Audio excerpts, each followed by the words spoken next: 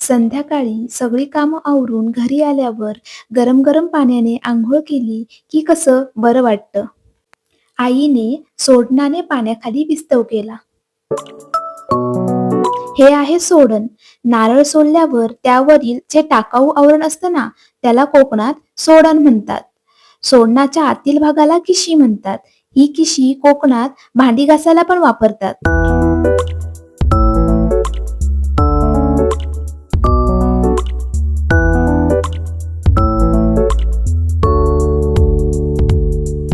आईचा विस्तव होतोय तोवर म्हटलं फणस पिकलाय काय बघून यावं.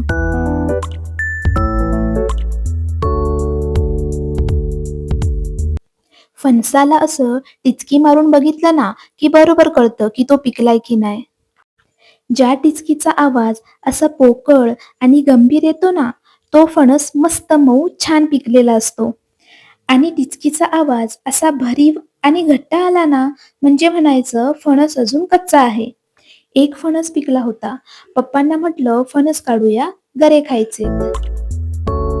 सोबतच कृष्णा काकांना गावठी फणसाचा एक कच्चा फणस काढायला सांगितला.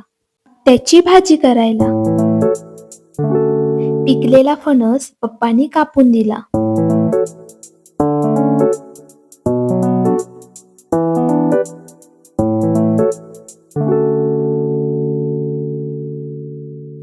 हा आहे आमच्या बागेतील लाल फणस.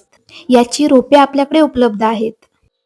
या फणसाचं खास वैशिष्ट्य असं की याचे गरे आरोग्यासाठी अत्यंत फायदेशीर आहेत.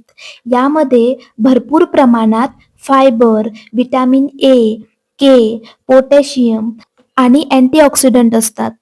हे रोगप्रतिकार शक्ती वाढवते. आपल्या हाडांसाठी आणि हृदयासाठीही फायदेशीर आहे.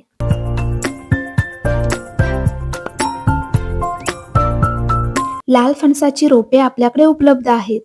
कुणाला हवी असल्यास डिस्क्रिप्शन बॉक्समध्ये व व्हिडिओच्या सुरुवातीला संपर्क दिला आहे.